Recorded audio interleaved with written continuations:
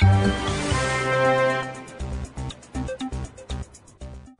everyone, I'm Leon Thomas Lewick. Here's your political news roundup for Tuesday, November 20th. Secretary of State Hillary Clinton is en route to the Middle East. She'll try to help broker a deal between Israel and the Palestinians in the Gaza Strip.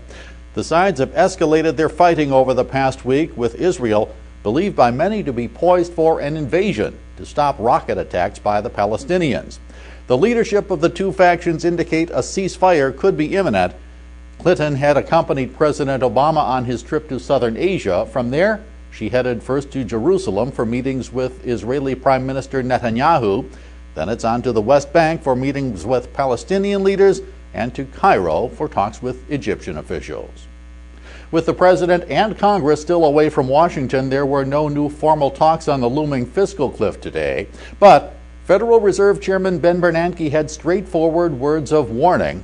He said failure by Congress and President Obama to resolve the fiscal cliff of automatic tax hikes and budget cuts would almost certainly throw the country back into recession. Bernanke also said the Federal Reserve does not have the tools to undo the economic damage of going over the fiscal cliff. His remarks were made to the Economic Club of New York. Family, friends, colleagues, and constituents are mourning the death of former Republican Senator Warren Rudman of New Hampshire. He died this morning at age 82 after a long illness. Rudman served 2 terms in the Senate. He was known as a moderate and one of the first to raise concerns about the country's fiscal policy, a policy which has since created a $1 trillion deficit. After he left the Senate in 1992, Rudman turned down an offer from then-President Bill Clinton to be Treasury Secretary.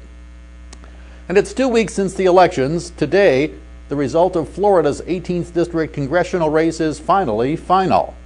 Incumbent Republican Allen West conceded defeat to Democratic challenger Patrick Murphy. The results showed Murphy the winner by just 2,000 votes. Allen requested a recount, but local officials would not agree. He issued a statement saying many questions remain unanswered, but that he would take no further action to contest the outcome. That's your political news roundup for Tuesday, November 20th. I'm Leon Thomas Lewick. Stay logged on to rttnews.com for the latest political, economic, and stock market news all day long.